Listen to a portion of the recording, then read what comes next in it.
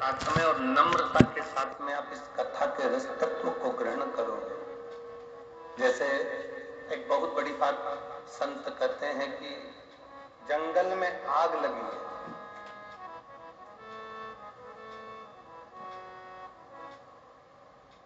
और जंगल में आग लगी है और बड़े बड़े वृक्ष जल रहे हैं, बड़े बड़े घास जल रही है, वृक्ष जल रहे हैं, पूरा जंगल खदक कर जल रहा है।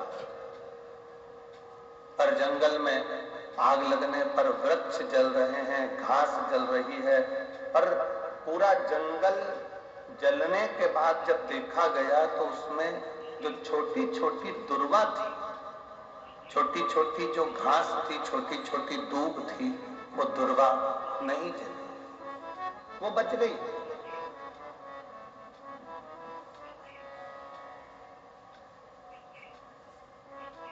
बड़े वृक्ष जल गए, बड़ी बड़ी घासें जल गई, पर छोटी छोटी दुर्वा, छोटी छोटी दूब वो बच गई, क्योंकि वो दबी की दबी रह गई। थोड़ा सा पानी गिरा, वो दुर्वा फिर उछल, फिर बढ़ना प्रारंभ कर दिया। शिव महापुराण की कथा कहती है कि भगवान की कथा में, गुरु की शरण में, परमात्मा की शरण में, ईश्वर की शरण में, संत की शरण में, परमात्मा की कथा में जब भी पहुंचो, उस समय पर बड़े बनकर नहीं, छोटे बनकर जाओगे तो गुरु और संत और शिव की कृपा की दृष्टि से फिर बढ़ते चले जाओगे।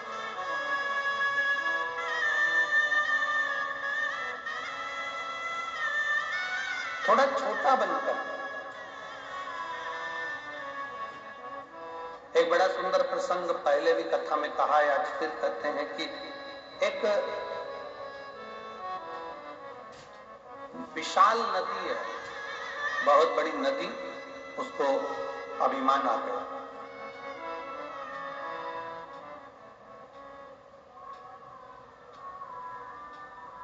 और बहुत बड़ी नदी को जब अभिमान आया, बहुत बड़ी नदी को जब अहंकार आया, अभिमान आया, तो उस नदी ने समुद्र से कहा, समुद्र, मैं दुनिया की सबसे बड़ी नदी हूं और बड़ी विशाल हूं,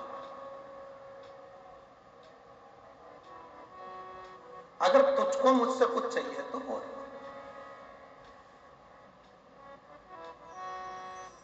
मैं दुनिया की सबसे विशाल नदी हूं, सबसे बड़ी नदी हूं, समुद्र, तुझे कुछ चाहिए हो तो मुझसे बोल।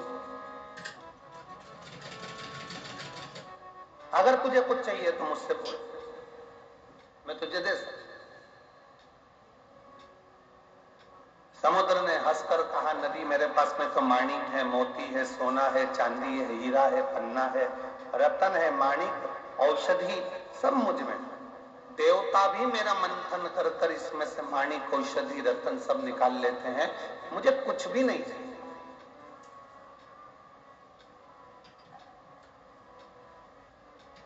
कुछ तो मांग ले समुद्र। समुद्र कहता है, मुझे कुछ नहीं चाहिए, मुझे चाहिए ही नहीं।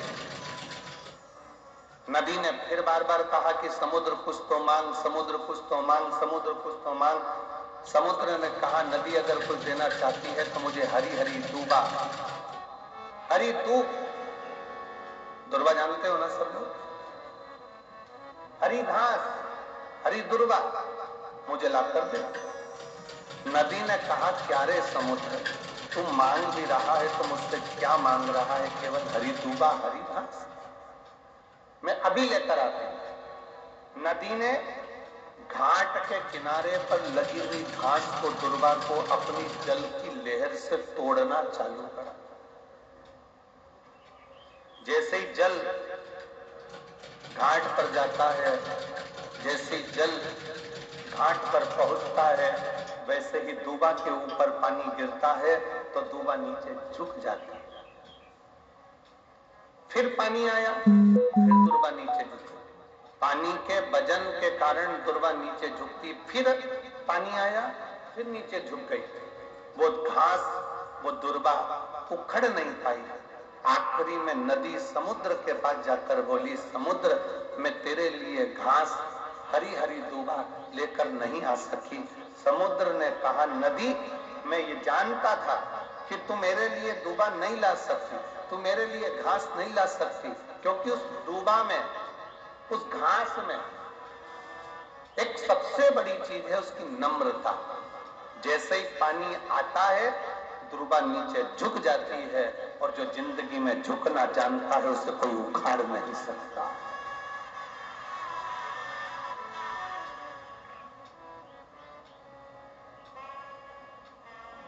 जो झुकना जानता है उसे कोई उखाड़ नहीं सकता।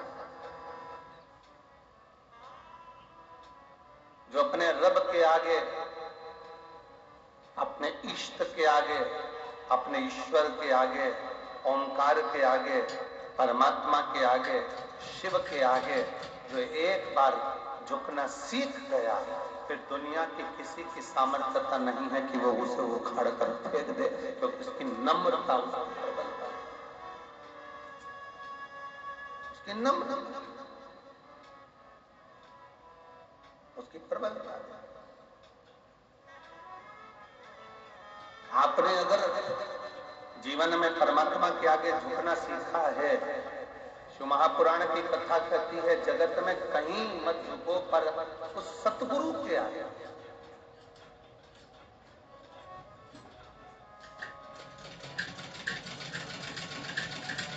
उस परमात्मा के, आप दुनिया में कहीं मत झुको पर उस सतगुरु के आगे, उस परमात्मा के आगे, उस इष्ट के आगे, उस ईश्वर के आगे, शिव के आगे, घर के बड़ों के आगे, घर के बुजुर्गों के आगे जिसने झुकना सीख लिया, फिर दुनिया की कोई सामर्थ्यता नहीं कि तुम्हें उखाड़ कर कहीं फेंक दे या तुम्हें कहीं खड्डे में गिरा।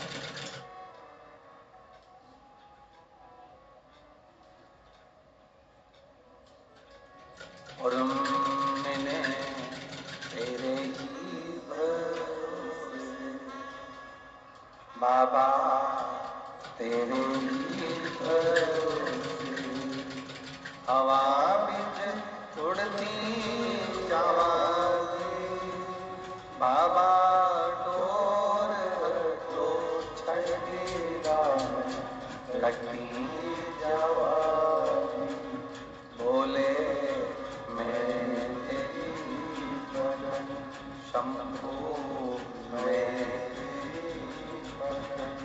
हवा बिच उड़ती जावांगी, बाबा डोर हथो छड़ेगा मैं लटकी जावांगी। किसकी सामर्थ्य?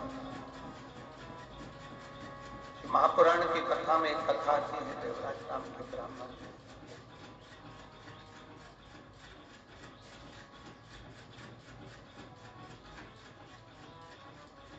जीवन भर चोरी करी,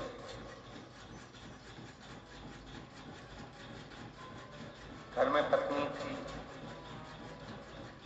बच्चे थे, पत्नी और बच्चों का भरण पोषण करने की जवाबदारी भी उस परमात्मा की है। कितना सुंदर शिव पुराण में एक बात आती है कि एक बार माता पार्वती जी ने शिव जी से पूछ लिया था, क्या घर में बहुत गरीब कोई व्यक्ति है, बहुत गरीबड़ा है, उसके पास में कुछ भी नहीं, अपने बच्चों का पालन कर रहा है, अपने परिवार को पाल रहा है, अपने परिवार को लेके चल रहा है, और उस गरीबड़े व्यक्ति के पास में कुछ भी नहीं है, और मान लो उसके घर में कहीं से 8-10 मेहमान आ जाए, कोई अतिथि आ गए 10, कोई मेहमान आ गए,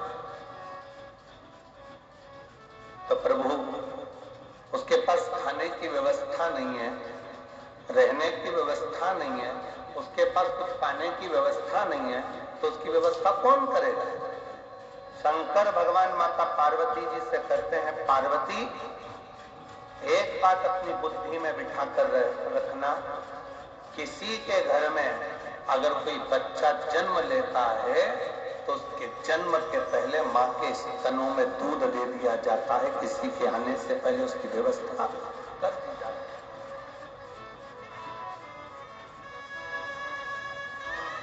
बच्चे ने जन्म नहीं लिया,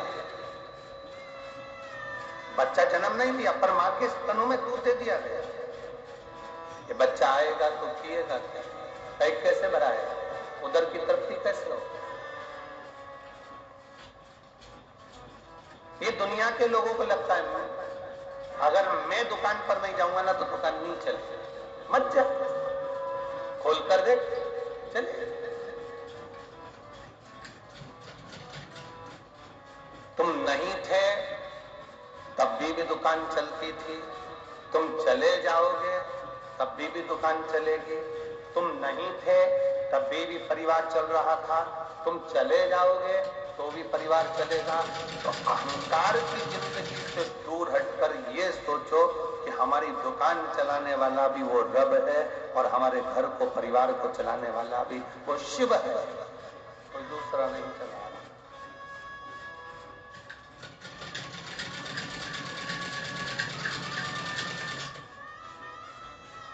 आप में से कई जीजियां मेरी बैठी हैं, कई जीजा मेरे ऐसे बैठे हुए हैं, पड़ोसन ने मना कर दिया, मेरे पास तो गाड़ी में जगह नहीं है, मैं तुझे नहीं लेकर